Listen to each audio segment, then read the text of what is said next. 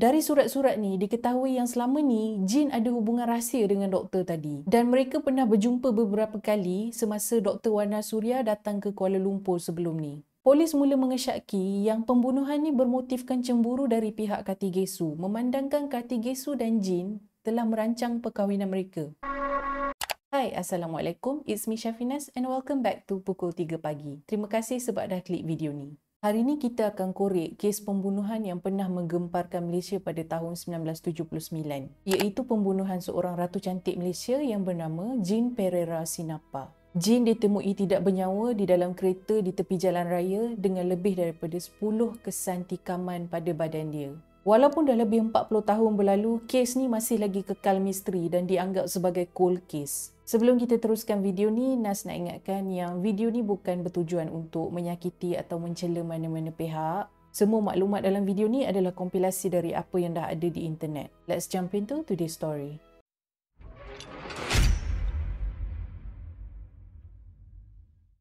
Bila Nas baca pasal true crime, especially kalau mangsa tu perempuan, Nas suka nak tahu identiti mangsa tu masa hidup dia. Macam siapa dia, apa cerita dia. Tapi malangnya tak banyak info yang kita ada pasal kehidupan awal Jean. Yang kita tahu cuma Jean dilahirkan pada tahun 1948 di Negeri Sembilan dan pada usia 20-an, Jean aktif dalam dunia Ratu Cantik.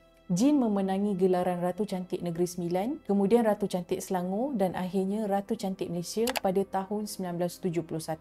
Selepas Jean menamatkan karier dia dalam bidang Ratu Cantik, Jean berkahwin dengan Sinapa Sivapakiam dan bekerja sebagai seorang guru di Petaling Jaya. Suami Jean ialah seorang penjawat awam dan hasil dari perkahwinan ni mereka mempunyai 3 orang anak. Sayangnya perkahwinan Jean berakhir apabila suami dia meninggal dalam satu kemalangan pada 31 Disember 1978, tepatnya pada malam tahun baru. Lepas menjadi balu, Jean dan 3 orang anak dia ni pindah ke rumah ibu mertua dia dan mereka tinggal bersama dengan abang ipar Jean iaitu Kartigesu Sivapakiam. Tak lama lepas tu, Jean dan Kartigesu mula bercinta. Makin hari hubungan diorang ni makin serius sampai diorang mula bercakap pasal nak berkahwin. Tambah pula keluarga Jean dan keluarga Kartigesu merestui hubungan mereka berdua ni.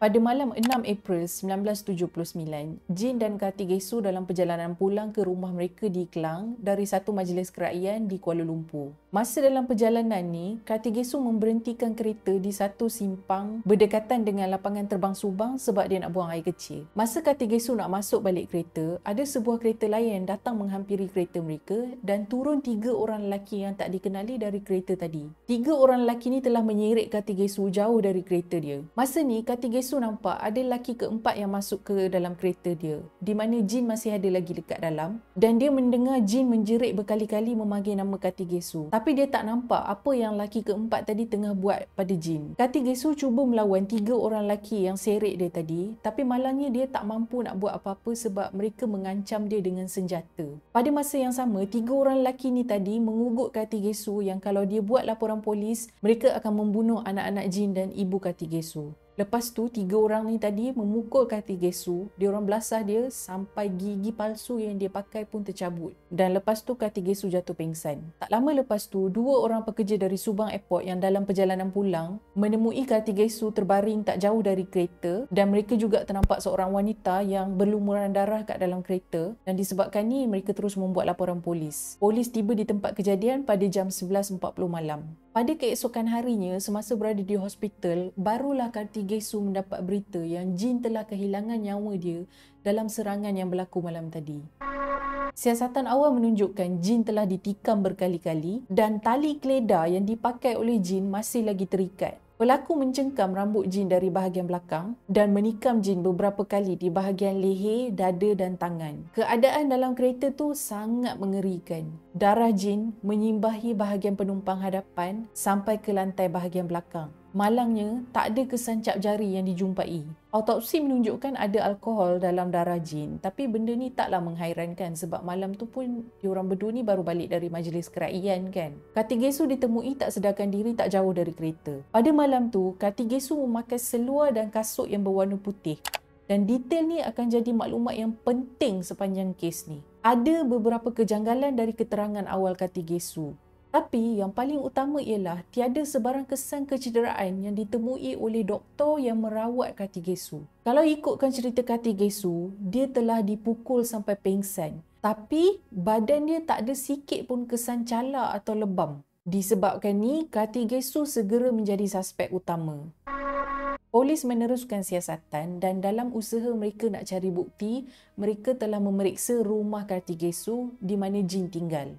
Macam Nas cakap awal tadi, Jin ni duduk dekat rumah mak mertua dia selepas dia menjadi balu dan Kartigesu pun duduk dekat rumah yang sama. Masa menggeledah bilik Jin, polis telah menemui 19 pucuk surat. Surat-surat ni adalah surat cinta antara Jin dan seorang doktor yang bernama Dr. Narada Warnasurya. Warnasurya ialah seorang doktor yang menetap di Sri Lanka. Dari surat-surat ni diketahui yang selama ni Jin ada hubungan rahsia dengan doktor tadi. Dan mereka pernah berjumpa beberapa kali semasa Dr. Warnasurya datang ke Kuala Lumpur sebelum ni. Polis mula mengesyaki yang pembunuhan ni bermotifkan cemburu dari pihak Kartigesu, memandangkan Kartigesu dan Jin telah merancang perkahwinan mereka. Polis menahan Kartigesu pada 26 April 1979.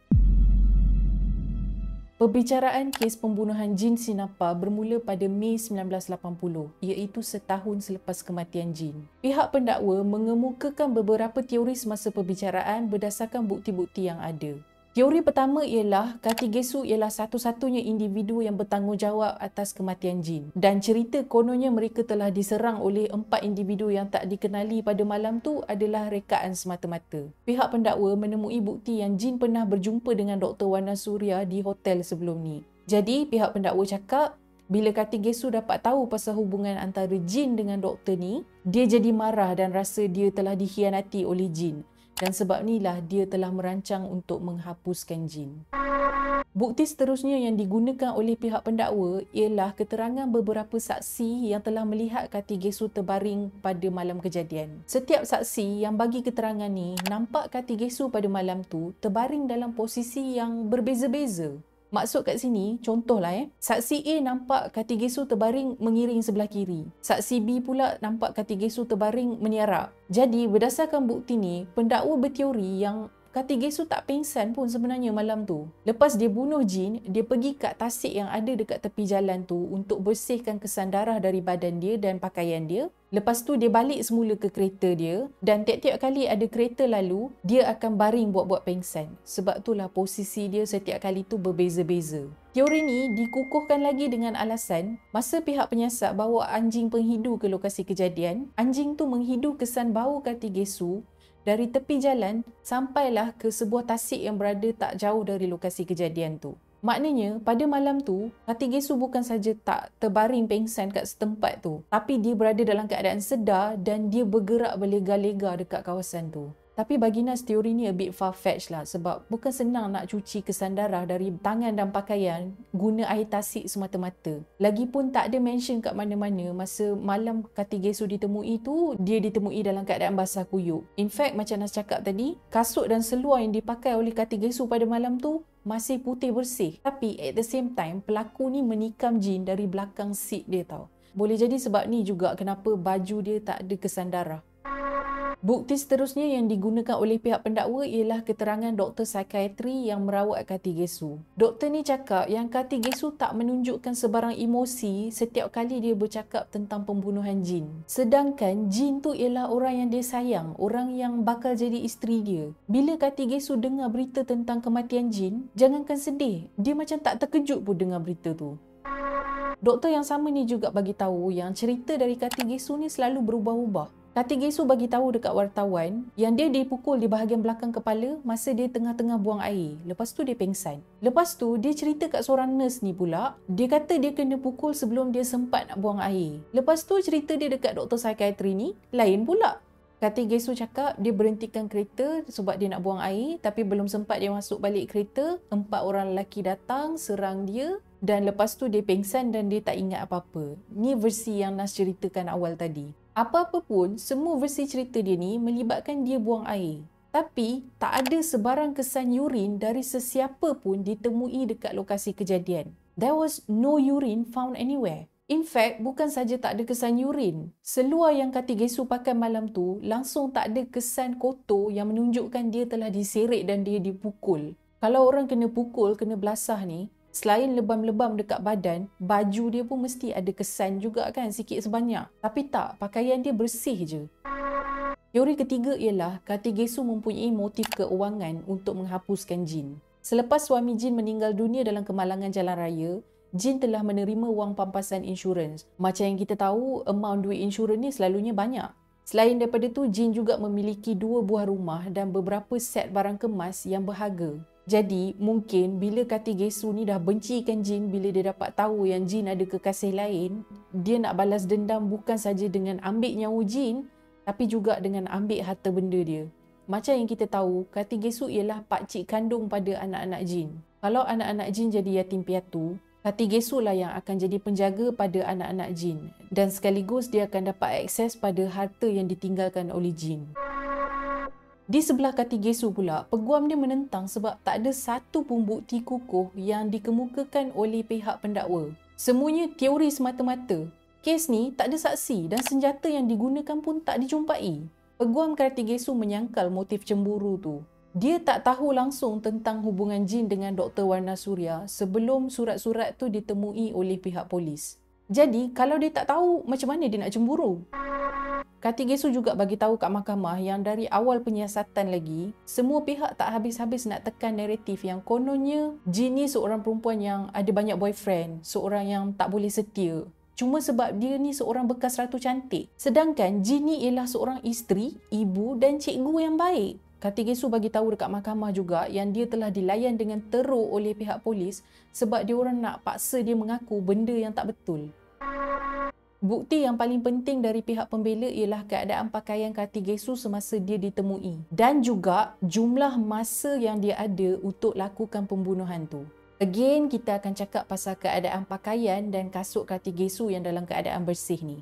Kalau betul dia yang tikam jin, tak mungkin tak ada setitik pun darah yang terkena kat baju dia. Sedangkan dalam kereta tu penuh dengan darah jin. Tambah pula ada keterangan dari satu saksi ni yang penting untuk kita faham dekat sini. Kita pergi balik pada malam kejadian. Malam tu, masa Kartigesu masih lagi memandu, dia berhenti dekat satu lampu isyarat ni. Masa tu, ada saksi yang juga tengah memandu dan saksi tu berhenti kat lampu isyarat yang sama di sebelah kereta yang dinaiki oleh Kartigesu dan jin.